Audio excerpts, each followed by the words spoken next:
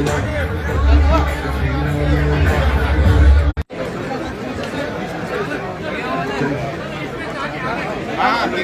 देखना, इधर देखना।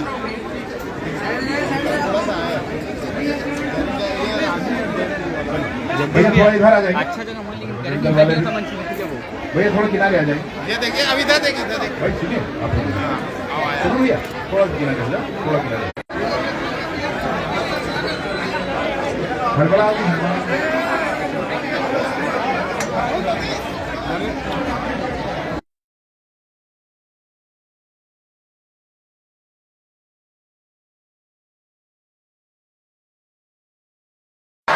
बागेश्वर धाम की। थोड़ा किनारे हो जाए, पीछे वालों को नहीं दिखता है। किनारे आ जाए, थोड़ा और किनारे हो जाओ भैया, थोड़ा किनारे आ जाए।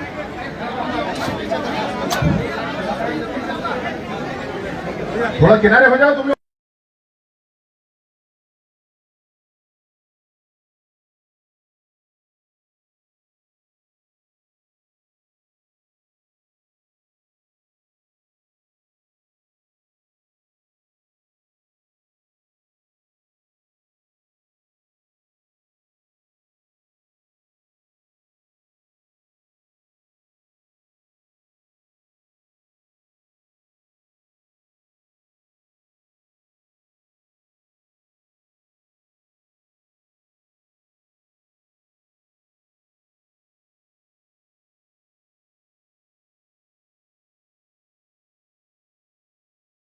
और अगर आपके चरण भी मेरे घर तक पड़ जाए महाराज जी, तो हम सब साथी हम कृतार्थ हो जाएंगे। उन्होंने कहा मैं बिल्कुल पहुंचता हूं। बिना किसी बात के, बिना किसी औपचारिकता के उन्होंने आना स्वीकार किया। यथोचित व्यवस्था न हुई हो तो मैं हाथ जोड़ के उनसे माफी मांगता हूं, मैं क्षमा प्रार्थी हूं। परंतु दोनों ही महानुभाव हैं। केदार भी आई ना, आई मत छोड़ दो। आदरणीय केदार कश्यप जी छत्तीसगढ़ सरकार में, विगत पिछली सरकार में भी 15 वर्षों तक मंत्री के रूप में उन्होंने नेतृत्व प्रदान किया है और आज भी वो हम सब के बीच में मंत्री पद को नवाजे हैं। और आदरणीय हमारे भारतीय जनता पार्टी के प्रदेश के अध्यक्ष किरण देव जी, आप भी हमारे साथ मंच पर विराजमान हैं। आदरणीय किरण देव जी जगदलपुर से विधायक हैं, पूर्व महापौर हैं और भारतीय जनता पार्टी के प्रदेश के अध्यक्ष हैं, दूसरी बार प्रदेश के अध्यक्ष बने हैं। वह भी आज हम सब के बीच में मंच पर विराजमान है। अब आदरणीय मंत्री महोदया लक्ष्मी राजवाड़े जी, हमारे पूरे मंत्रिमंडल में एक बहन हमारी है और वो मंत्री हैं, उनका भी हृदय से आभार और अभिनंदन करता हूं। और बहुत से साथीगण हमारे, बहुत से अधिकारीगण हमारे, सभी हमारे महिला मोर्चा की प्रदेश के अध्यक्ष महोदया वह भी मंच पर विराजमान है। आदरणीय लक्ष्मी दीदी मंच पर नहीं भाई, मतलब यहाँ उपस्थित है, आकर के वो प्रणाम करना चाहते। शास्त्री जी महाराज जी के साथ 3 बजे सोएंगे, इसलिए जिनको 3 बजे उठना होता है उनसे मैं निवेदन करता हूं कि एक बार हम सबको सारे साथियों को मार्गदर्शन करें। मैं महाराज जी को भी अपने जैसा बनाने वाला। तो देखो बाद में कर लेना बेटा भी। देखो ये सच है कि हमने 50 सालों से ऐसी ही दिनचर्या को जिया है। आशीर्वाद लेना। जब हम पहुंचे यहाँ तब हमसे हमारे भैया ने बोला कि विजय भैया के जाना है, और ये विजय भैया हमारे मात्र उप मुख्यमंत्री या यहाँ के रक्षा मंत्री नहीं, ये भी। मैं तो बस यही की बात कह करके अपनी बात को विराम दूंगा। जन्म से 100 करोड़ से अधिक हम सनातन धर्मी हैं और पूरी दुनिया में करीब 850-900 करोड़ की आबादी में 500 करोड़ से ज्यादा लोग सनातन धर्म के मूल्यों में विश्वास रखते हैं। ये सनातन धर्म की बहुत बड़ी चीज है। तो तुम अल्पसंख्यक नहीं हो, पूरी दुनिया में माइनॉरिटी नहीं हो।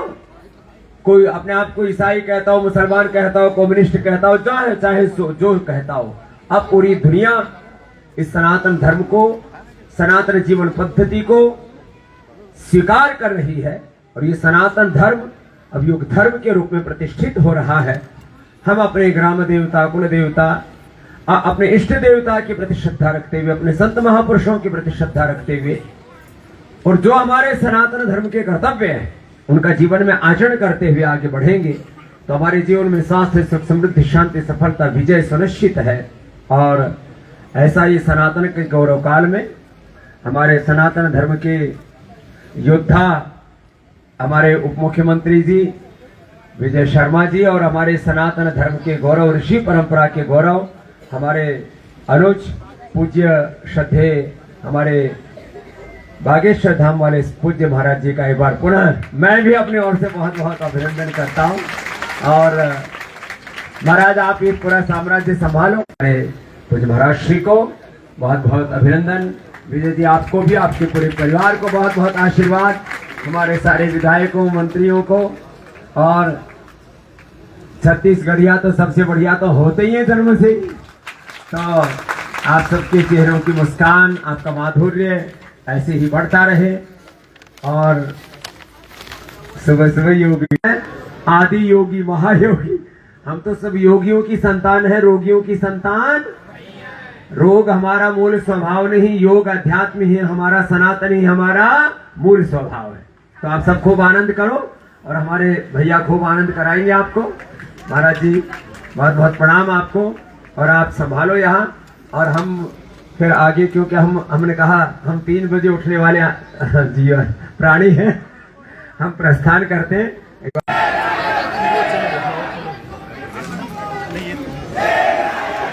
जय जय श्री राम।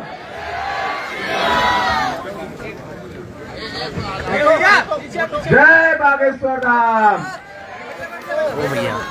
भाई मुंह चला हुआ। हर हर महादेव।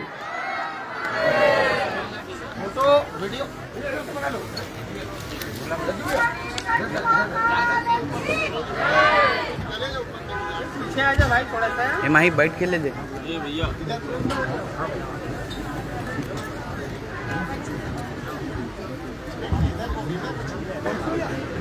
पूज्य महाराज जी का अभिनंदन। और मंच को मेरा निवेदन है कि अब खाली करते जाएं।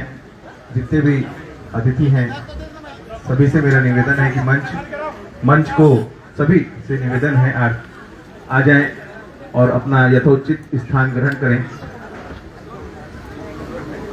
होने के बाद मंच में सब पूज्य गुरुदेव का मंच सम्मानी स्थान ग्रहण करें। बैठने के लिए बोलो उनको, बैठने के लिए सब बैठ खाली करो। आइए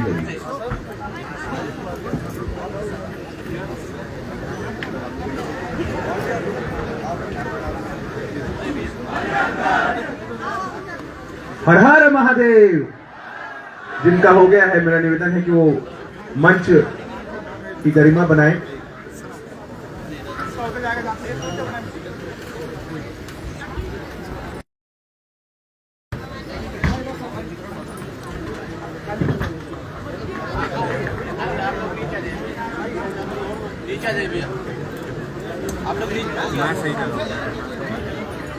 गुरुदेव से मेरा निवेदन है कि वो सभी को आशीर्वचन दे। जय बागेश्वर धाम। हर हर महादेव।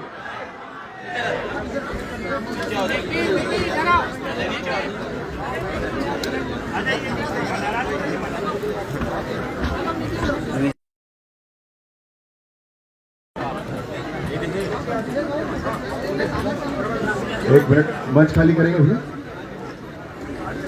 देखो चलो चलिए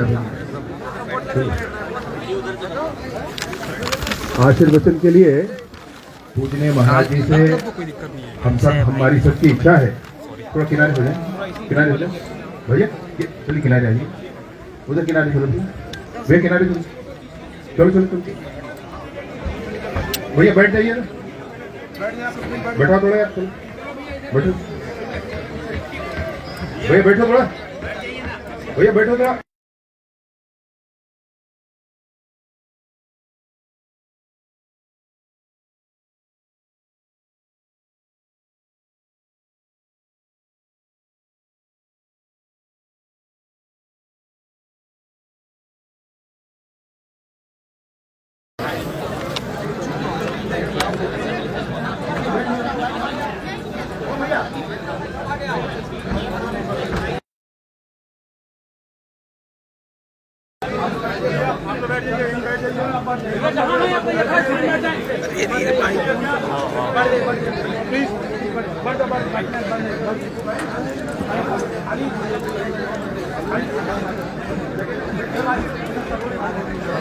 भाई एक मिनट मेरे फोटो लेना, साथ पैर फोटो मोबाइल में लेना। पूजनीय महाराज जी से विनम्र निवेदन है कि सभी को आशीर्वाद प्रदान करें। पूजनीय महाराज जी।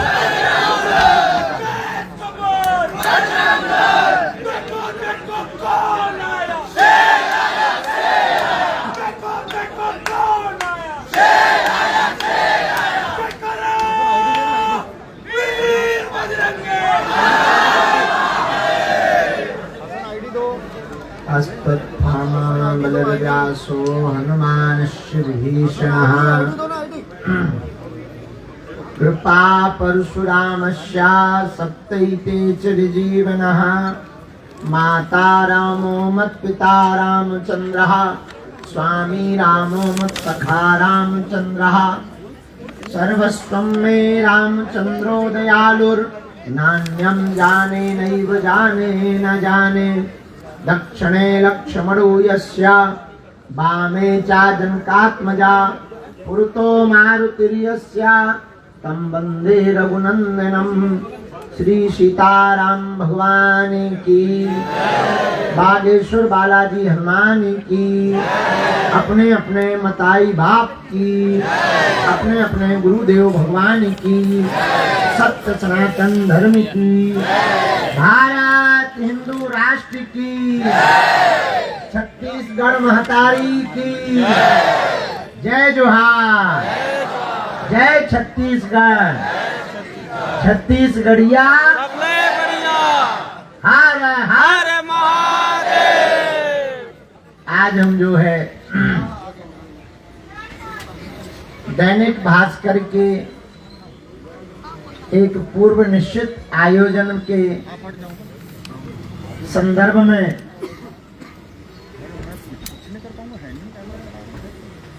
योग ऋषि पूज्य श्री स्वामी रामदेव जी के साथ में, जो कि हमारे ज्येष्ठ भ्राताश्री हैं, लगभग 1.5 व 2 घंटे तक का वह क्रम चला, जिसमें देश के विभिन्न विषयों पर, सामाजिक, राजनीतिक, आध्यात्मिक और हिंदुत्व से संबंधित विषयों पर प्रश्न और उत्तरी चली। उसी मध्य में हम अभी कुछ क्षण पूर्व में आप सब पूज्य श्री स्वामी जी का आशीर्वचन श्रवण कर रहे थे और उनकी वाणी को हम सब लाभान्वित हो रहे थे सुन करके। और ठीक समयानुसार, समय की पाबंदी के कारण पूज्य स्वामी जी आशीर्वचन दे करके प्रस्थान कर गए। हमको बहुत ही प्रसन्नता है कि हमारे बड़े ही लाडले और हिंदुत्व के प्रति मुखर होकर के समस्त छत्तीसगढ़ की प्रत्येक जनता को कंधे से कंधा मिलाकर लेकर चलने वाले श्री विजय शर्मा जी, जो कि यहाँ के उप मुख्यमंत्री भी हैं और गृह मंत्री भी हैं, उनके इस निवास स्थान में रात्रि काल में, इस चकाचौंध की जिंदगी में हम लोग बैठे हैं। तो आप सब सामने हमारा परिकर, यहाँ बगल में अतिथि VIP, राजपद पर विराजमान, राजसत्ता, देश के संविधान के अनुसार गुणवत्ता और प्रज्ञा से परिपूर्ण संपन्न भारत सरकार के विभिन्न पदों पर प्रतिष्ठित पदाधिकारी जन और हमसे बोलने के पहले धरती हिलाने का जो काम कर रहे थे, ऐसे देश का बल बजरंग दल के नाम से सभी युवान जिनके चेहरे की मुस्कुराहट और माथे का टीका बता रहा है कि सनातन अब फीका नहीं पड़ेगा। इस रात्रि काल में जो भी विराजमान है, सिया राममय सब जग जानी, करो प्रणाम जोर जुग पानी। सबको श्री सीताराम में मानकर हम प्रणाम करते हैं। 2 मिनट कीर्तन करके एक सूक्ष्म सी चर्चा को जो भी गुरु प्रेरणा होगी उस पर हम लोग करेंगे। श्री राम जय राम जय जय राम, श्री राम ये लाइटें बंद हो सकती हैं क्या? ये नहीं तो आज ही हमको अंधा कर देंगे। बाबा बहुत बढ़िया, बहुत बढ़िया, बहुत बढ़िया, वेरी थैंक यू, बहुत बढ़िया। श्री राम जय राम, श्री राम जय राम, बोलो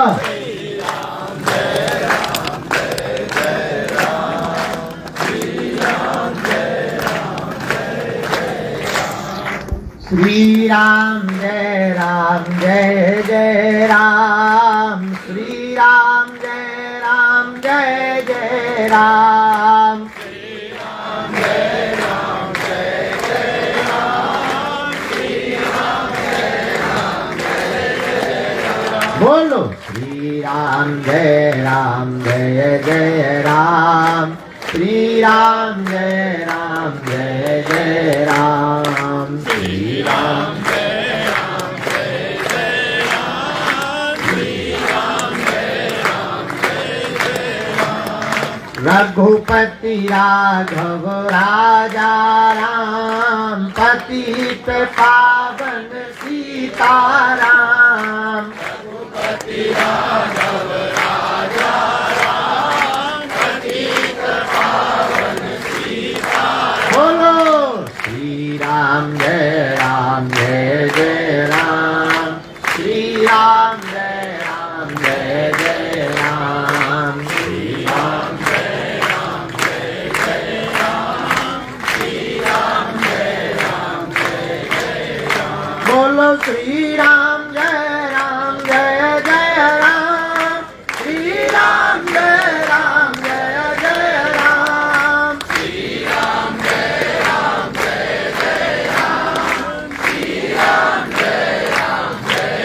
रामचंद्र भगवान की, बागेश्वर हनुमान जी महाराज की, श्री सन्यासी बाबा जी की। आज की चर्चा बहुतायत मात्रा में पूरी दुनिया के लोग किसी ना किसी समस्या से ग्रसित हैं। एक कानपुर में एक दुकान है ठग्गू के लड्डू। उसका स्लोगन है, ऐसा कोई सगा नहीं जिसको हमने ठगा नहीं। हम उसका प्रचार नहीं कर रहे, हम वहां से एक बात उठाना चाह रहे हैं कि दुनिया में ऐसा कोई आदमी नहीं जो समस्या से ग्रसित ना हो, और ऐसी कोई समस्या नहीं जिसका कोई समाधान ना हो। ऐसा कोई व्यक्ति नहीं। हाँ, ये बात अलग हो सकती है कि कोई तन दुखी, कोई मन दुखी, कोई धनमिन रहित उदास, पर थोड़े थोड़े सब दुखी सुखी राम के दास। थोड़े थोड़े तो सब दुखी है, सबको परेशानी। भिखारी कहे है राजा सुखी, तो राजा से पूछो क्या तुम सुखी, तो राजा कहे महाराजा सुखी। महाराजा से कहो कि आप सुखी हो, बहुत बढ़िया है। महाराजा कहे सुख इंद्र को भारी, हम सुखी नहीं है, इंद्र बढ़िया है। इंद्र से पूछो तुम्हें तो नहीं है कोई टेंशन, इंद्र कहता और तो कोई टेंशन नहीं है, ज्यादा कोई तपस्या करे तो हमारा दिमाग जरूर खराब होता है। क्यों भाई, तुम्हारा दिमाग क्यों खराब होता है? बोले ये लगने लगता कहीं गद्दी ना हिल जाए। ये भी बड़ा खतरनाक है। बृहस्पति भगवान से पूछा क्या आप सुखी हो? बोले नहीं, सुखी तो हम भी हैं, पर हमारी नजर में एक ही सुखी है। बोले कौन? बोले जो भगवान का भक्त है वही सबसे ज्यादा सुखी है। ऐसी कोई समस्या, ऐसा कोई व्यक्ति नहीं जिसके पास हमारे जीवन की भूमिका में इसलिए महत्वपूर्ण है कि यही वो भूमि है जहां के मंच पर हमने कहा था तुम मेरा साथ दो, मैं तुम्हें हिंदू राष्ट्र दूंगा। ये हमारे जीवन के लिए छत्तीसगढ़ बहुत महत्वपूर्ण है। हाँ, तो समस्याएं तो सबको है, पर कई लोग हमें ऐसे मेरे पागलों, आज की रात में हम बैठे हुए हैं तो एक सूत्र घर लेकर के जाना, प्रत्येक समस्या का समाधान पाया जा सकता है। बस चित्त शांत हो, मन शांत हो, बुद्धि एकाग्रचित हो, किसी सच्चे सदगुरु की छत्र छाया हो तो हर प्रश्न का उत्तर पाया जा सकता है। ऐसे समझो, बारिश हो, भयंकर हो, हमें काम के लिए निकलना पड़े तो क्या करते हैं हम लोग? छाता लेते हैं, हाँ या ना? बोलो, लेके निकलते कि नहीं? जिस प्रकार बारिश से बचने के लिए हम छाता लेकर के निकलते हैं, उसी प्रकार दुनिया में, संसार में संकटों की वर्षा से बचने के लिए, विपत्तियों की वर्षा से बचने के लिए किसी सदगुरु की या गुरु की या हनुमान जी की छत्र छाया लेकर के निकल जाना चाहिए। अब प्रश्न उठता, हर समस्या का समाधान, पर समस्या समझी जाए तब। एक कथा से तुम्हें बात समझ आएगी, सुनो। ए भाई, थोड़ा माइक बढ़ा दो, तुम्हारे कौन कक्का को लगने, गला हमारा, तुम तो बटन पर दबाओ। हाँ सुनो, अब ये बात से तुम्हें समझ आएगी। एक जगह एक राजा था, राजा रहते ही हर जगह रहते हैं, आप अपने पे न ले जाना, यहाँ भी बैठे हैं, खैर भगवान की कृपा है, फोन में बिजी है। हाँ, तो एक राजा था, राजा तो राजा ही होते। एक दिन वो बेचारा गांव में निकला, अपनी प्रजा से मिलने के लिए बाहर निकला, कांटा लग गया, कांटा। राजा बड़ा हैरान, कांटा लग गया। तुरंत रात को ही सभा बुलाई गई। बोले सुनो, हमारे राज्य में जितनी भूमि है पूरी भूमि पर चमड़ा बिछा दिया जाए ताकि हम चले तो कांटा न लगे। मंत्रिमंडल ने तो हाँ कह दिया, पर जनता हैरान हो गई। बोले अगर चमड़ा पूरे राज्य में बिछा दिया तो किसान बोले खेती कहाँ हो? एक जने बोले और तो सब ठीक है, ये बताओ इतना चमड़ा लाया कहां से जाएगा? अब बड़े हैरान हो गए। तब किसी ने कहा कि हुजूर, ये निर्णय उचित नहीं है, ये आदेश लागू ना किया जाए, इससे पूरे राज्य में तबाही आ जाएगी, अकाल पड़ जाएगा, खेती नहीं होगी, भुखमरी हो जाएगी, बर्बाद हो जाएगी जिंदगी, और कई लोग मारे जाएंगे, कोई और उपाय निकाला जाए। तो पुनः बैठक हुई दूसरे दिन। राजा ने कहा कि मुझे विचरण करने तो निकलना है और मेरे पैर में कांटा लगे, मैं ये बर्दाश्त नहीं करूं। तो लोगों ने कहा कि कोई और उपाय निकाला जाए। तो राजा थोड़ा मूर्ख था, स्वाभाविक है, जिसका राजा मूर्ख हो प्रजा और पहले मूर्ख, सलाह देने वाले भी मूर्ख। अपने हिसाब से ही लोग अपने सेक्रेटरी रखते हैं और अपने अपने लेवल के रखते हैं। ये जरूरी नहीं सब अपने अपने हिसाब से। देख लेना तुम, जो भी बहुत प्रिय आदमी होगा वो अपने ही हिसाब का होगा, ये सबका स्वाभाविक गुण होता है, ये कोई बहुत बड़ी बात भी नहीं। तो राजा तो उल्लू था ही, और उसका वो सेक्रेटरी और ज्यादा उल्लू। वो बोला अगर चमड़ा नहीं बिछाया जा सकता है तो एक काम और किया जा सकता है राजा साहब। बोले क्या? बोले एक काम करो, पूरे राज्य के कांटों को झड़वा दिया जाए। ये उपाय बहुत बेहतरीन है। आदेश लागू हुआ, बजट निकाला गया, टेंडर निकाले गए, अगल बगल के राज्यों से सफाई कर्मचारी बुलाए गए और करोड़ों अरबों रुपया की मोहरें उनको बांटी गई और शर्त दी गई कि तुमको झाड़ू लगा करके एक भी कांटा राज्य में नहीं रहना चाहिए। अब लगी झाड़ू, अब झाड़ू लगेगी तो स्वाभाविक धूल उड़ेगी। देखते देखते 2 से 3 दिन में ही पूरा आकाश धूल से भर गया। कफ, खांसी, बड़ी बेदर्दी, बीमारियां, एकदम दिखना बंद हो गया। फिर राजा के पास लोग गए, बोले थे और उल्लूपना का काम हो गया। बोले क्या? अरे बोले लोग मर रहे हैं, 3 दिन हो गया, धूल बंद नहीं हो रही है, चारों तरफ हाहाकार है, लोग चल नहीं पा रहे हैं, कोई और उपाय किया जाए, ये मूर्खता का काम, टेंडर कैंसिल किया जाए। राजा ने कहा ये तो बड़ी गलत हो गई। तो दूसरा नया टेंडर पास किया गया। बोले अब जितनी धूल उड़ाई गई वो बैठाने के लिए पानी छिड़काव किया जाए। नया टेंडर लागू हुआ, पानी छिड़काव किया गया तो बावलियां खाली हो गई, तालाब खाली हो गए और कीच मच गई। तब भी समस्या का समाधान नहीं हुआ। राजा ने कहा कि अब क्या किया जाए, नया मंथन चल ही रहा था, रहा होगा कोई छत्तीसगढ़ का आदमी, एक समझदार आदमी, शायद ओपी जी जैसा या शायद शर्मा जी जैसा या यहाँ के मुख्यमंत्री जैसा या और इन लोगों में से भी कोई हमारे जैसा समझ लो, रहा होगा एक कोई समझदार आदमी। और बहुत टेंशन में राजा और प्रजा सब टेंशन में, अकाल पड़ने की नौबत आई। तब एक उपाय निकाला कि एक आदमी गया, उसने चमड़ा खरीदा और राजा के नाप का जूता बनाया और राजा के पास लेके गया कि ये पहन लीजिए, समस्या खत्म। राजा बोले कहीं दो जूतों में, ये दो छोटे छोटे ये चमड़ों के कुछ लेकर के तुम आए, इसमें समस्या का समाधान होगा। अरे बोले पहन के तो देखिए। और सच में राजा ने पहना, वो निकला, दौड़ा, कूदा, एक भी कांटा नहीं लगा। राजा तो बड़ा खुश हुआ, पर राजा खुश हुआ पर जो आसपास के थे उनके दिमाग खराब हो गया। बोले समस्या इतनी जल्दी समाधान नहीं होना चाहिए।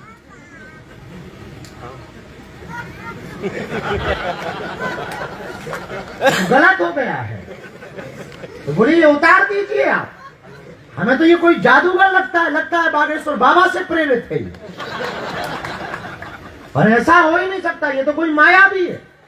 इसने ऐसा क्या पहना दिया कि कांटे नहीं लग रहे हो, पूरे गांव में कुछ इसका प्रभाव नहीं दिख रहा, कहीं कुछ बिछाया नहीं गया, उड़ाया नहीं गया, कांटे बिनवाए नहीं गए, कांटों को श्राप नहीं दी गई, हवन नहीं किया गया, पूजा नहीं की गई, इसने न जाने क्या किया और पहना दिया। हमको ये साधारण आदमी नहीं लगता, हमें ये कोई माया भी लगता है, बर्बाद हो जाओगे। तो राजा ने कहा करें क्या? बोले जिसने ये बनाया उसे फांसी पे लटकाओ। तो यही हम लोगों का हाल है, अक्सर समझदारों को फांसी पे लटका दिया जाता है और उल्लुओं को सर्वश्रेष्ठ बना दिया जाता है। लेकिन हम प्रश्न जहां उत्तर देना चाह रहे हैं, लेकिन जिंदगी में एक प्रयोग तुम करना, भले ही कैसे ही रहना, हर समस्या का समाधान हो सकता है, बस खोजने का तरीका हो। ना तो आपको कांटे बिनवाने की जरूरत पड़ेगी, ना चमड़ा बिछाने की जरूरत पड़ेगी, कोई सच्चा सदगुरु मिल जाए, तुम्हारी बुद्धि शांत हो, मन स्थिर हो, प्रज्ञा जगी हुई हो, चैतन्यता हो, तो हम तुम्हें दावे के साथ कह सकते हैं कि तुम एक पल में, एक चुटकी में हर समस्या का समाधान पा सकते हैं। वो समस्या कितनी भी प्रबल हो, बस शर्त ये है कि आप शांत रहने चाहिए। इस दुनिया में जितने भी लोग हैं वो शांत ही नहीं, सबके दिमाग चल ही रहे।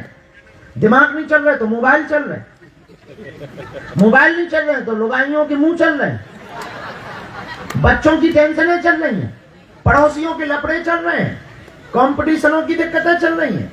इतने परेशान है, कोई भी आदमी शांत नहीं है। जिसे देखो वो भी भड़बड़ाया हुआ है, वो भी परेशान, एकदम चिल्लाया हुआ है, और हर आदमी समाधान चाहता है। समाधान का एक ही रास्ता है कि किसी दूसरे को मत खोजो। पहले आधा समाधान आपकी समस्या का तब हो जाएगा जब पहले आप ये पता कर लो कि समस्या क्यों है, क्योंकि आधे से ज्यादा समस्या तो तुम्हारा मुंह करवाता है।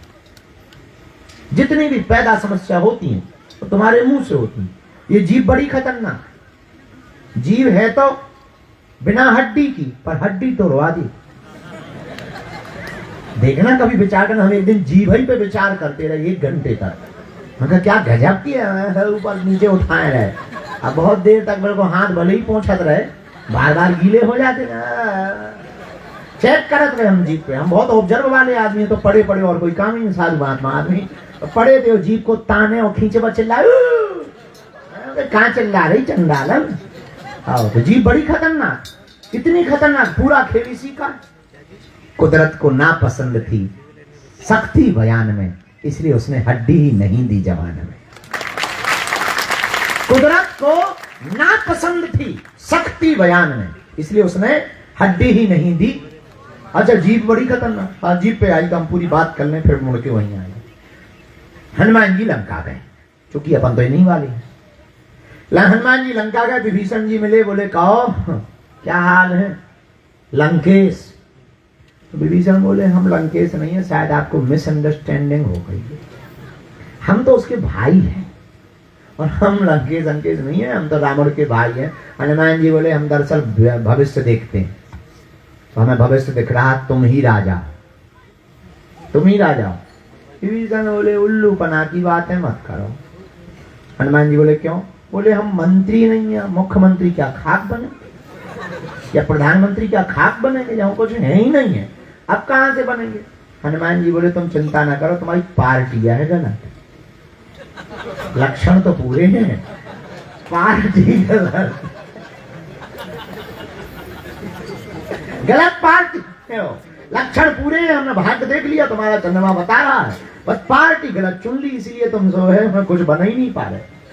अब वर्तमान से भी जोड़ना नहीं, हमने ऐसा कुछ कहा नहीं है। हाँ हनुमान जी, वो तो हनुमान जी की कथा है, वो तो है सो है, वो उसमें क्या कहें। हमें तुम लंकेश दिखाई पड़ रहा, तुम्हारा भाग्य दिखाई पड़ रहा है, तुम राजा हो, यहाँ के प्रधानमंत्री बन रहे लंका के। विभीषण बोले हम मुख्यमंत्री नहीं बन पा रहे, मंत्री नहीं बन पा रहे, तुम प्रधानमंत्री कह रहे। हनुमान जी बोले तुम्हारी पार्टी गलत है, पटका बदलो, झंडा बदलो, ये वाला लगा लो। तो हनुमान जी से धीरे से विभीषण कहता है कौन सी? बोले अपनी बारी में आ जाओ, हमारी बारी में आ जाओ। तो धीरे से हनुमान जी बोले हमारी बारी में आओ। विभीषण कहता आपकी कौन सी है? बोले हमारी है सीताराम, इस पार्टी में आ जाओ। और क्या गजब की राजनीति है, इसको राजनीति कहते हैं कि जो आदमी मंत्री भी ना हो उसे प्रधानमंत्री के सपने दिखा दे, ये हमारे हनुमान जी ही कर सकते हैं। हम दूसरी बात ये बताना चाह रहे हैं कि ऐसी बुद्धि केवल हमारे हनुमान जी के पास में है। क्या गजब की बुद्धि, 2 मिनट में झंडा बदलवा दिया। और क्या गजब का, क्या विधायक तोड़ा अपनी तरफ, क्या गजब का तोड़ा विधायक। दूसरी पार्टी लगा ही नहीं रही थी कि फॉर्म में आएगी, और सीधा सा क्या अद्भुत राजनीति श्री हनुमान जी के पास है। इसलिए हनुमान जी विद्यावान गुणी अति चातुर, चातुर्यता जो हनुमान जी महाराज में, हनुमान जी सर्वगुण संपन्न है। अतुलित बलधाम महेन शैला विदेयम धनजवन कृशानु ज्ञानी नामाग्रगण्यम सकल गुण निधानम वानरा रामधीसम रघुपति प्रिय भक्तम वात जातम नमामि। यही हनुमान जी का बल है, तो वो सकल गुणों के निधान है। हनुमान जी कान में कहते हैं कि तुम प्रधानमंत्री बनते दिखाई पड़ रहे, राजा के पद पर बैठे हुए दिखाई पड़ रहे। विभीषण कहता है प्रभु आपकी आज्ञा है तो हम आ जाते हैं, लेकिन एक प्रार्थना और है। बोले क्या? अब कभी सुंदर कांड पढ़ना तो एक चौपाई मिलेगी जहां से हमने बात उठाई। विभीषण कहता सरकार हम फंसे बहुत बोले। बोले कैसे? बोले जीमी दर्शन महो जीभ विचारी, जैसे दांतों के बीच में जीभ फंसी वैसी मैं फंसा हुआ, चारों तरफ राक्षस हैं, मैं एक अकेला हूं। अब देखना, हो सकता आप लोग भी ऐसी परिस्थिति में फंसे हो, तब निकलना कैसे, चलिए जरा सुनो। हनुमान जी से विभीषण कहते हैं जीव दर्शन महो जीभ विचारी, जैसे दांतों के बीच में जीभ फंसी वैसे ही मैं फंसा हुआ हूं, बहुत कठिन है निकलना। और महाराज मैं कभी भी दांतों का बुरा नहीं चाहे, और जीभ सच में कभी दांतों का बुरा नहीं चाहे। 2 दांतों के बीच में खाना खाओ, अगर दाना फंस जाए तो जीभ तब तक विचारी शांत नहीं बैठती जब तक निकल ना जाए, और वहीं जाती है। तुम बात भी करो, कितना इमरजेंसी हो तो चलती रहेगी, रात भी हो जाए और तुम लेट जाओ, अगर वो फंसो है, क्रम लगातार चल रहा। कितनी दयालु है जीभ। और विभीषण बोले दांत इतने खराब आदि के लगे, ऐसे बिल्कुल शुद्ध ही आतंकवाद कि हम तो इनको भलो चाह, पर अगर धोखे से खाना के बीच में जीव थोड़ा सा अलर्टनेस भूल जाए, सतर्कता भूल जाए, तो तुरंत कट उड़ा देती। बेचारी जीव रोती हुई पीछे आ जाती है, कट जाती है, पीछे आ जाती। 2-3 दिन तक पानी पीने में भी भन्ना था। तो बोले महाराज जीव तो बहुत सरल है, हम तो बहुत सरल है, ये दांत बहुत खराब है। तब हनुमान जी ने उत्तर दिया, बोले बेटा जो काम जीव करवा सकती वो कोई नहीं करवा सकता।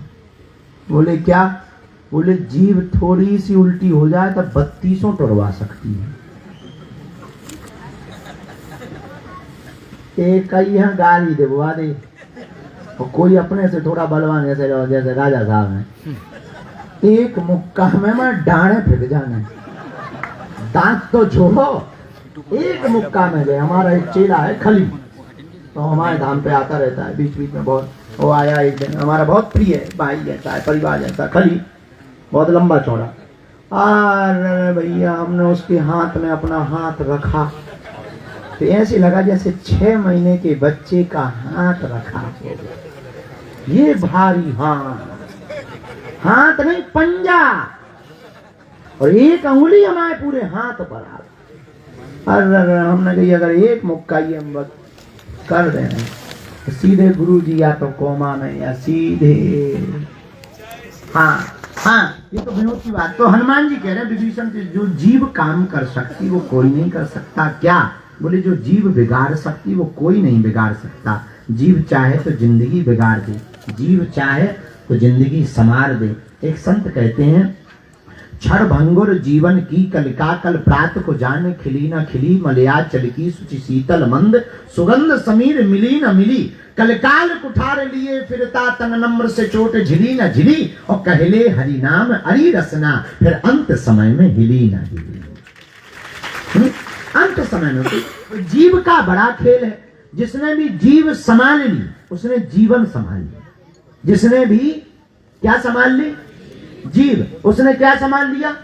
जीवन संभाल लिया। अच्छा, पूरा स्वाद जीव ही का। जितनी भी हम ये पनीर खाते हैं, डोसा, पनीर, पिज्जा, एक बार चाउमीन सी सटके, ये जितने भी पाते हैं ये पेट का स्वाद थोड़ी है। किसका स्वाद है? जीव का स्वाद है। इसलिए आज की रात में हम आपको वो बताना चाह रहे, वो सूत्र नोट करें। हर समस्या का समाधान हो सकता मेरे प्रियजनों, विचार करने से, पर एक उपाय है। समस्याएं हम ही प्रकट करते हैं, उन पर लगाम लगाइए। बालों का विज्ञान है। जब भी आप डॉक्टर के पास जाएंगे तो बालों वाले जो डॉक्टर के पास बैठेंगे, सबसे पहले वो यही कहेगा, पहले झड़ना बंद हो जाए फिर उगेंगे। पहले जो झड़ रहे वे तो बचे, इसके बाद ही उगाए जाएंगे। ये विज्ञान है उन लोगों का, डॉक्टरों का ये विज्ञान है। तो हम भी आपसे यही कहना चाह रहे कि पहले समस्या प्रकट होना बंद हो जाए, फिर जो है वो निपटी जाए।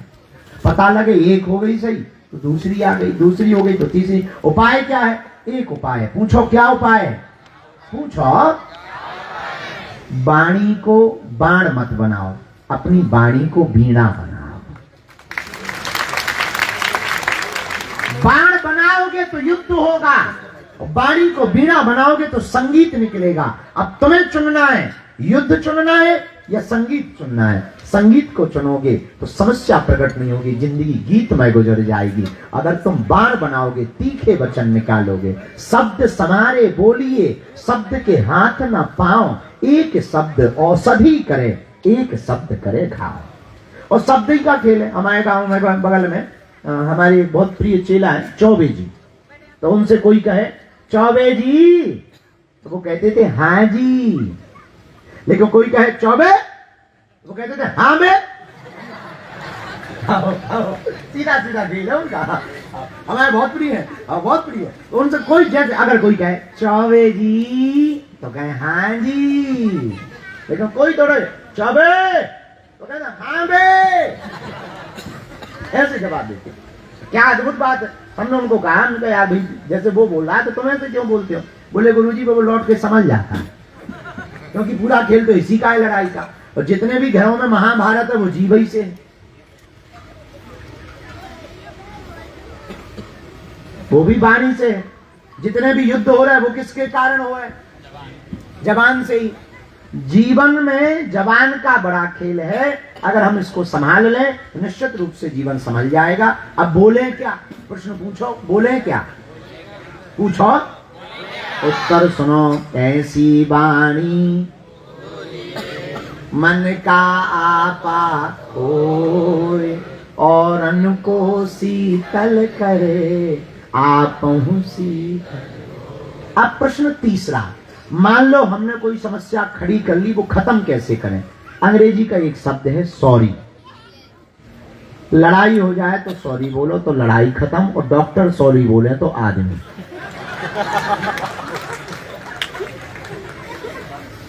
शब्द वही है पर बोलने की अलग अलग जगह है।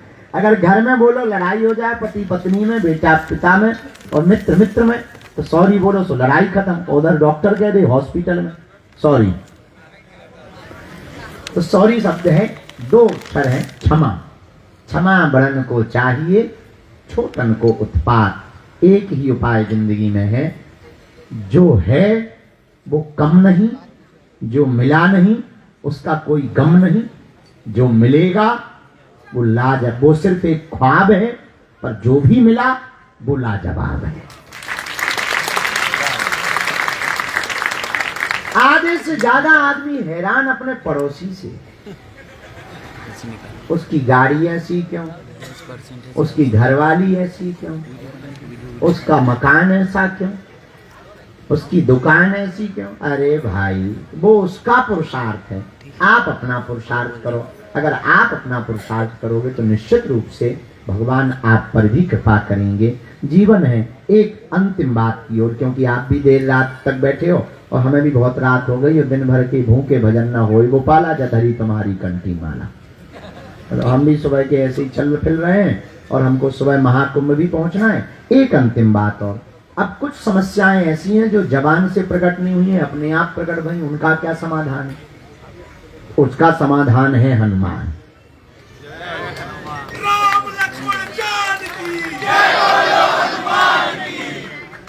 क्योंकि ऐसा कोई व्यक्ति नहीं जिसको कोई समस्या ना हो, ऐसी कोई समस्या नहीं जिसका कोई समाधान ना हो, ऐसा कोई समस्या नहीं जिसका समाधान ना हो, ऐसा कोई समाधान नहीं जो हनुमान के पास ना हो। यहीं से हमने विषय को उठाया था, यहीं विराम की ओर ले जाते कि ऐसा कोई व्यक्ति नहीं जिसके कोई समस्या ना हो, ऐसी कोई समस्या नहीं जिसका कोई समाधान ना हो, और ऐसा कोई समाधान नहीं जो हनुमान के पास ना हो। सब सुख लहे तुम्हारी शरण, तुम रक्षक काहू को डरना। हनुमान जी महाराज सब सुख देते हैं। अच्छा, सब सुख में क्या क्या? सब पूछो, क्या पूछो? सब सुख में क्या क्या? हाँ तुम बता। देखा दांत रेखा चलो हमसे सुनो, सब सुख में क्या क्या? राज सुख और राम सुख। राज सुख और राम सुख, ये दोनों सुख हनुमान जी देते हैं। पूछो कैसे? तुमरो मंत्र विभीषण माना लंकेश्वर भय। देखो, राज सुख दिया और राम जी से मिलवा दिया, दोनों मिले। एक बात और, जिन्हें भी राज सत्ता या पदवी या पद मिला, या जो भी अमीर हैं, हम जितने भी लोग भारत में मिले, फिजी गए, न्यूजीलैंड गए, दुबई गए, मॉरिशस गए और ना जाने कहां कहां गए, अच्छे भले बुरे, गुंडा टुच्चा, दारूखोर, लफड़ेबाज, ईमानदार, साधु, महात्मा, जपी तपी, ऋषि, योगी, ज्ञानी, बैरागी, कवि, कवित, सबसे मिले। जितने लोगों से हम मिले, सबकी एक ही टेंशन है। पूछो क्या? जो है वह खिसक ना जाए। सबकी टेंशन यही है। जो अमीर है वे कह रहे हैं हम गरीब ना बन जाए, आशीर्वाद दो। जो पद पे है वे कह रहे महाराज हमारी कुर्सी ना छूट जाए। जो कद में है वो कह रहे हमारा कद ना घट जाए। जो निरोगी है वो कह रहे हम रोगी ना हो जाएं। वो जो योगी है वो कह रहे कहीं हम भोगी ना बन जाएं। अब आप उपाय बताओ। तो भैया, राज सुख तो बहुत लोगों को मिलता है और यहाँ भी कई, अब राज सत्ता का कार्यक्रम है, बगल में हमारे उप मुख्यमंत्री जी बैठे, इस तरफ खूब मंत्री बैठे, यहाँ विराजमान है खूब, यहाँ आगे की लाइन में, और पीछे भी सब अधिकारी बैठे हैं। तो यहाँ राज सत्ता वाले लोग बैठे, ये आपके काम की बात भी है, बहुत काम की बात है, करोड़ों की बात। क्या कई लोगों को राज सत्ता मिल गई, राज पद मिल गया, कई लोगों का कद बन गया, कई लोग बहुत बड़े बड़े महात्मा बन गए, साधु बन गए, ज्ञानी बन गए, बैरागी बन गए, जपी बन गए, तपी बन गए, या कवि बन गए, कुछ भी बन गए। वो टिका कैसे रहे, ये बड़ा महत्वपूर्ण है। बड़ा बनना बड़ी बात नहीं है, बड़े बनकर के बड़े बने रहना बहुत बड़ी बात है। पर ये कैसे बड़ा बने रहे, इसका कोई सॉल्यूशन है? तब हमें एक नजर आई हनुमान जी के ऊपर, जब हमने बहुत दृष्टिपात की चरणों में, तब एक बात समझ में आई। आहा, श्री वीर बजरंगबली हनुमान जी महाराज से हमें ध्यान आया, तुमने मंत्र विभीषण माना लंकेश्वर भय। और हनुमान जी के लिए एक उत्तर गोस्वामी जी ने लिखा, बोले तुम रक्षक काहू को डर। हनुमान जी कह रहे कि हम तुम्हें राजा भी बनाएंगे, और बजरंगबली कहते हम मुग्दर लेकर के खड़े होकर के तुम्हारी रक्षा भी करेंगे। ये हनुमान जी की कृपा है, ये हनुमान जी की कृपा का प्रसाद है कि पद कद मिलना बड़ी बात नहीं है, उसकी रक्षा होना बहुत बड़ी बात है। ये हनुमान जी के पास में स्वभाव बस है, तुम रक्षक काहू को डरना और सब सुख लहे। तो सब कौन कौन सा सुख? राज सुख, राम सुख। और फिर आगे की पंक्ति क्या है? सब सुख लहे तुम्हारी शरणा, तुम रक्षक। इसी में दोनों उत्तर हैं। बोले तुमको दोनों मिलेंगे, और गारंटी भी हनुमान जी ने। विभीषण ने यही तो कहा, हनुमान जी ले गए, पार्टी बदलवा के पटकाट का डलवा दिया, दूसरा झंडा लगवा दिया, जिंदाबाद मोहलाबाद करवा दिया। अब जब राम जी के पास आए तो राम जी ने तिलक कर दिया, आज से तुम लंका के राजा हो। विभीषण जी बोले कितने दिन के लिए ये बताओ। हनुमान जी एक तरफ कोने में लगे, बोले वो उनका डिपार्टमेंट नहीं है, हमारा है। पार्टी के मुखिया ने अध्यक्ष हम हैं, ये निर्णय अध्यक्ष करेगा कि किसको कितने दिनों तक पद पे बैठना चाहिए। तो हनुमान विभीषण जी बोले कितने दिन तक? तब हनुमान जी ने कहा जब तक एक कल्प नहीं बीत जाएगा तब तक तुम्हारा ही राज रहेगा। ये हनुमान जी का। तो किसी ने हनुमान जी से कहा क्या तुम रहोगे एक कल्प तक? कई लोग ऐसी गारंटी देते, हमारे गांव में एक कपड़ा बेचने आया तो बोला कि ऐसा कपड़ा है कि आदमी फट जाएगा, कपड़ा नहीं फटेगा। गारंटी है, गारंटी है, गारंटी है, गारंटी। अब हमारे जैसा आदमी, हमने कहा इधर, हमका कहाँ के? बोले छत्तीसगढ़ के। अगर छत्तीसगढ़ में कहा? बोले रायपुर के। अगर रायपुर में कहा रहते? बोले गुड़ियारी में। अगर ठीक है बैठो। अब हमने कहा ये कपड़े की गारंटी क्या है? बोले पूरी जिंदगी की गारंटी। हम कहा बहुत बढ़िया, बहुत बढ़िया। अब पैसा खूब महंगे ले, वो बेच दिया कपड़ा। गांव वाले पूरे गांव करने कपड़ा ले लिया, बोले आदमी फट जाएगा, कपड़ा नहीं फटेगा।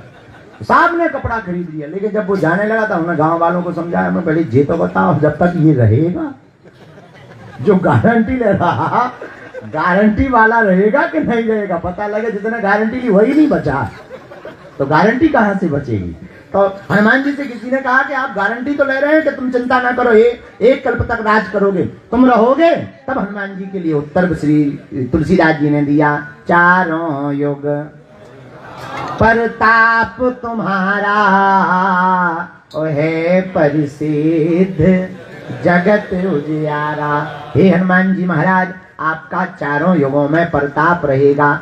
चारों युग कौन कौन? कलयुग, द्वापर, त्रेता, सतयुग। चारों युगों में तो क्या हनुमान जी चारों युगों में हैं? सतयुग में रुद्र के रूप में रहे, त्रेता में हनुमान के रूप में रहे, द्वापर में भी हनुमान जी हनुमान के रूप में रहे, ध्वज में महाभारत में रथ के ऊपर बैठे रहे। पर कलयुग में हनुमान जी कहाँ हैं? हनुमान जी कलयुग में संत के रूप में कृपा कर रहे हैं, क्योंकि साधु संत के तुम रखवारे, असुर निकंदन। संतों के रूप में श्री हनुमान जी महाराज। आहा, जैसे ऐसे समझो। इतने रुक जा भाई, बीच में मिस कॉल सी मार गई, भाना खा के बैठ गई क्या भाई? जब से शुरुआत दरवाजे से मिली तभी से मुझे तोरे ऊपर टेंशन सी है। अरे बीच में मिस कॉल सी मार दी, मुझे डर तो लग रहा है जैसे कल क्या ले लो यार। अपना गाँव के आदमी सीधे साधे आदमी बड़ी आपत हो जाता। ही ले ले गद्दी हमारी, प्रवचन ठोक हमें काया बोला होते हैं भाई।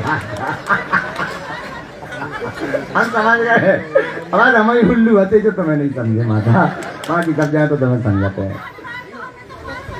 अब मान लाओ ले, पार्वती जी घूम रही हैं, शंकर जी का पता नहीं है।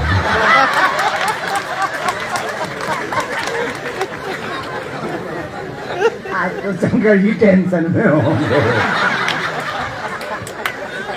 इसलिए भी होंगे और इसलिए भी टेंशन में होंगे शंकर जी, हनुमान जी ने पार्वती को लिपट ही नहीं दी है। क्या वो माता तो प्रणाम कर रहा है, हम समझ गए छत्तीसगढ़ आ गए अब।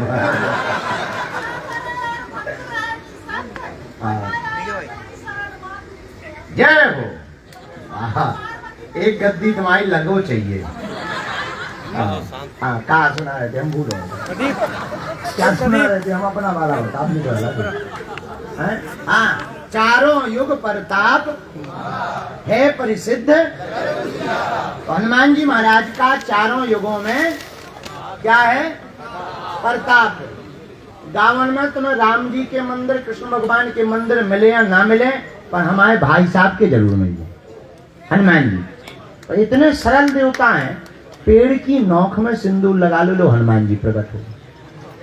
एक पत्थर पर शिला में सिंदूर लगा दो, लो हनुमान जी प्रकट हो गए। इसलिए आप लोग जो भी रात्रि काल में विराजमान है रायपुर प्रियजनों, हम हाथ जोड़कर निवेदन करते, ऐसे श्री हनुमान जी के चरणों को पकड़ो, कहीं भटकने की जरूरत नहीं, काऊ दरबार में पढ़ने की जरूरत नहीं, किसी भी आपको हलिउल्लाह वालों के चक्करों में पढ़ने की जरूरत नहीं। अपने हनुमान जी ही किसी से कम नहीं है। और गीता का श्लोक कहता स्वधर्मे निधनम श्रेया परधर्मो भयावहा, अपने धर्म में मरना ही श्रेयस्कर है। इसलिए भैया अपने हनुमान जी किसी से, रामदूत अतुलित बल अंजनी पुत्र पवन सुत, हनुमान जी में अतुलनीय बल है। कितना बल है? 2 प्रकार का डाटा मिलता है नेट पर, एक होता है लिमिटेड, एक होता अनलिमिटेड। हाँ, उसी प्रकार एक होता भजन लिमिटेड, एक होता अनलिमिटेड। और हनुमान जी के पास लिमिटेड नहीं है, क्या है? इसलिए अनलिमिटेड को ही हिंदी में कहा रामदूत अतुलित। अतुलित का मतलब अनलिमिटेड। अच्छा, किसी ने हनुमान जी से पूछा, किसी ने एक संत से पूछा, एक बात बताओ, आखिर कितना होगा बल? कितना? अनलिमिटेड कितना? जैसे हम लोग कहते हैं ना, अरे भाई तो बहुत बड़े आदमी है, बहुत बढ़िया। तो पूछो भाई कितने बड़े आदमी? तब एक संत ने बताया, एक हाथी बराबर जिसमें बल होता उसको कहते हैं गज। क्या कहते? और 1000 हाथियों बराबर जिसमें बल होता है उसको कहते दिग्गज। क्या कहते? दिग्गज। 10,000 दिग्गजों बराबर जिसमें बल होता है उसको कहते ऐरावत। इंद्र का हाथी ऐरावत। और 10,000 ऐरावतों बराबर जिसमें बल होता है उसको कहते राजा इंद्र। और 10,000 इंद्रों बराबर बल हनुमान जी की पूंछ के एक रोम में। इसलिए तुलसीदास जी बोले कि लिमिटेशन लिखो ही मत, अनलिमिटेड लिख दो। बोले क्या? जैसे एक दो जगह ढाबा है, हम वैष्णो देवी गए, रास्ते में रुके तो वहां बाहर लिखा था 500 रुपया में भरपेट खाइए, कुछ भी मंगाइए। तो हमारे साथ एक जने ऐसे थे जो खाते ही खाते थे, क्योंकि उनके बहुत बैंक में खाते थे। तो खाते ही खाते थे, तो हमने भी ले गए। तो हम उतरे, हमने गाड़ी रुकवाई, हमने अपने सेवादारों से कहा चलो खाएंगे। अच्छा, आदमी उतना ही खाता है जिसका जितना खाता है, उतना ही खाता है जिसका जितना खाता है। अब वो इतना खाते थे कि बजट में हमने कहा 500 रुपया में एक थाली है। बोले टेंशन ना लो गुरु जी, हमका चुक जाएंगे। बोले 5 जनों को चुक जाए। सच में भगवान ही बचाएं। बिहार भाई इतने इतने चावल लेके आए, बोले पूरी बाल्टी धार दे भात,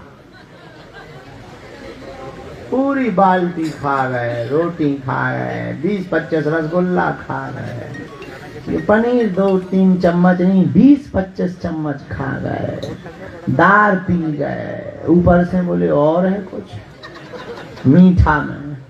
हम कहे मीठा खाओगे? और पूरे स्टाफ वाले आ गए, बोले महाराज ये कौन है? हम कहीं कुछ नहीं, वो तो ये शर्त है, खवाओ।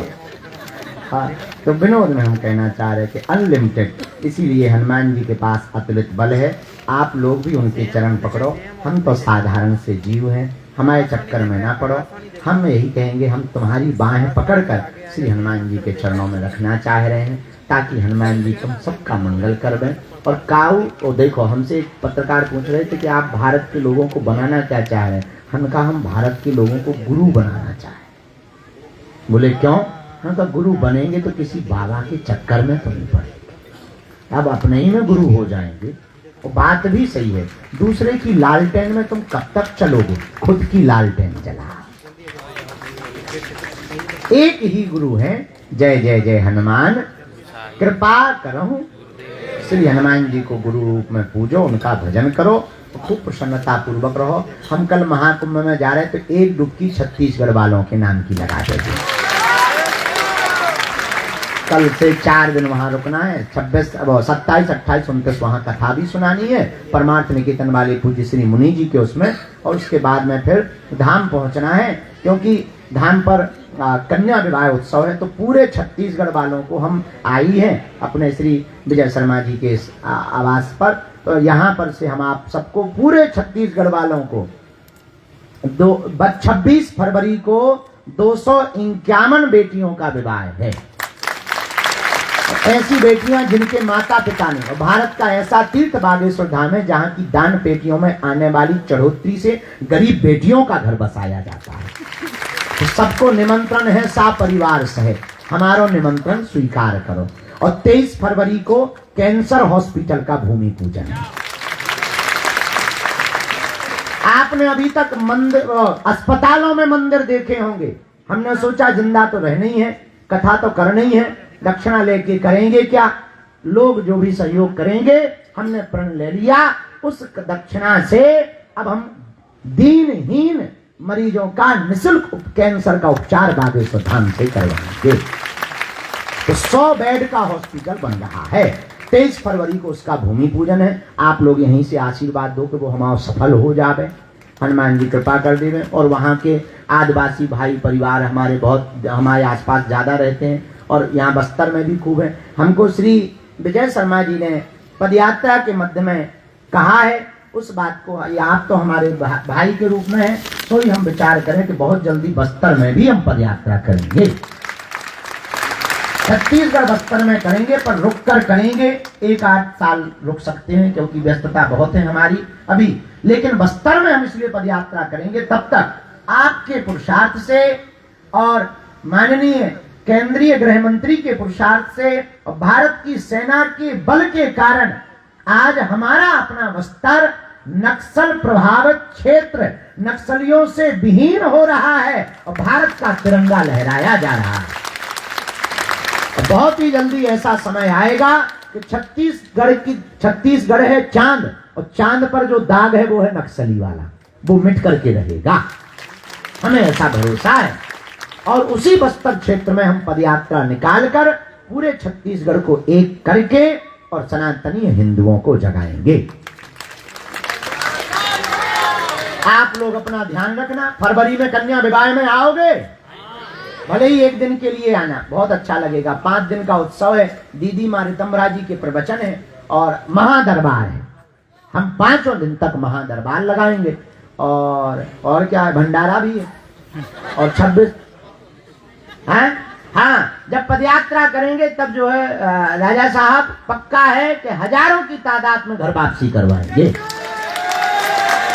अभी हम कुछ दिनों पूर्व में छत्तीसगढ़ आए थे, तो श्री आप विजय शर्मा जी के साथ में हम गए कवर्धा, वहां आश्रम का भूमि पूजन किया और वहीं से हम आपके उस उड़न खटोला पे उड़ गए, कांकेर पहुंच गए और कांकेर में भुवनेश्वरी आश्रम में दर्शन किया। और वहां पर आपने जो है राजा साहब ने 25 परिवार 12 लगभग 100 परिवारों की घर वापसी वहां मंच से करवाई और हम भी साथ में थे हमें। और आज एक और जानकारी लगी, आप चूंकि गृह मंत्री भी हैं यहाँ के, हम आपको और आपकी पुलिस प्रशासन को धन्यवाद दे रहे हैं। नशा के खिलाफ जो अभियान छेड़ा है उसके लिए पूरी पुलिस प्रशासन को आप लोग भी ताली बजा करके धन्यवाद दीजिएगा। और जो अभियान पूरी पुलिस प्रशासन ने छेड़ा वो निश्चित रूप से बहुत ही सराहनीय। हमारे मध्य प्रदेश में भी धार्मिक स्थलों पर शराबबंदी की घोषणा हो गई और हमारा भारत बदल रहा है और यहाँ भी पुलिस प्रशासन पुरजोर तरीके से नशा के खिलाफ अभियान चला रहा है और ये भी बहुत अच्छा है। आप सब लोग, हाँ एक बात और, टीवी वाले हो का तुम, हाँ थोड़ा हमारी न्यूज छापो। फरवरी में अपना छत्तीसगढ़िया कुंभ लगने जा रहा है। कहाँ लग रहा? राजिम में भैया कुंभ लगेगा। सब मनैया खूब भीड़ में पहुंचो, दर्शन करो, राजीव लोचन के दर्शन करो और टुरी मन। हाँ, अब एक शब्द और बोलेंगे तो बहुत लोगों को बुरा लगेगा, डौका डौकी। हमको एक जने सिखाए रहे, अगर किसी को बुरा लगे तो I am very very not sorry. तो सब लोग सब परिवार सहित राजिम महाकुंभ में पहुंचो, राजीव लोचन भगवान के दर्शन करो और हमको भी निमंत्रण पहुंचाए। अगर हमको बहुत व्यस्तता नहीं रही क्योंकि कन्या विवाह मूड पे है, कार्यक्रम बड़ा है, 250 परिवार बरातें आनी, 250 और 108 आदिवासी बेटियों का विवाह है। उसमें धर्मांतरण से बचाने के लिए उनको हमने 108 बेटियों का विवाह कर रहे हो, वो बेटियां जिनके माँ बाप नहीं। और ऐसा नहीं, सबको double bed, sofa, LED TV, cooler, पंखा, नाक की सोने की कील, पायल, बिछिया, किचन सेट, भैया गैस, चूल्हा, सिलेंडर, अरे और तो ठीक है, दूल्हा के कपड़े, बेटियों के कपड़े, एक एक मिक्सी मशीन, उनको आत्मनिर्भर बनाने के लिए एक एक आटा चक्की, पूरा बागेश्वर धाम का परिक्रमा रहा। सब लोग अपना ध्यान रखना। अब रात बहुत हो गई, हमें बहुत भूख लगी है जोर से, तो अब हमको यहाँ सुबह से जाना भी है। आप सब लोगों की हम सामूहिक अर्जी लगा देते हैं, वहीं से प्रणाम करके विदा लेके आप लोग जाइए। दोनों हाथों की मुट्ठी बांध लो, सबकी सामूहिक अर्जी लगा देते हैं। जय श्री राम। ले लेंगे आप दुख।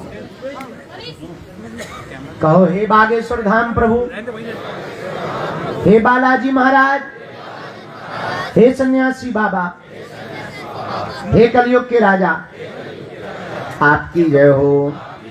हमारी अर्जी सुनो, हम पर कृपा करो। आपकी जय हो, आपकी जय हो। हे बागेश्वर बालाजी, आजीवन पर्यंत हम आपके रहेंगे, परंतु हमारी अर्जी सुन लो, हमारे घर सेना भेज दो। मनी मन बालाजी को प्रणाम करो, सन्यासी बाबा को प्रणाम करो। अब हमारे साथ बोलो, ओ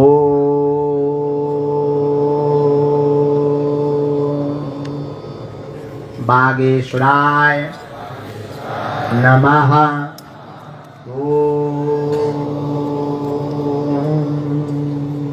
हम हनुमते नमः।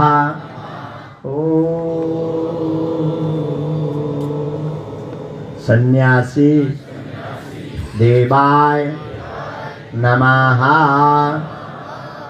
मणिमन बालाजी के चरणों में, अपने कुल देवताओं के चरणों में, अपने माता पिता के चरणों में प्रणाम करो।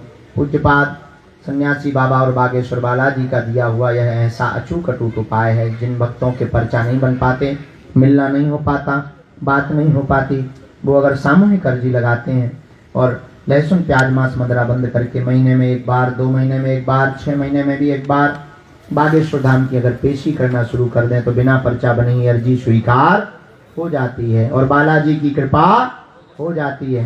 रोग में, संकट में, बाधा में, व्याधि में, पीड़ा में आराम लगने लगता है। आप जो भी अर्जी लेकर आए हो 3 बार बोल दो मन ही मन, अपने माता पिता, गुरु और कुल देवताओं को ध्यान करके। ओम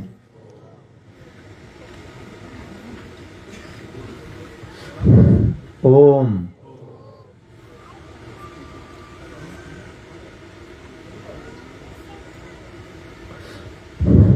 ओम।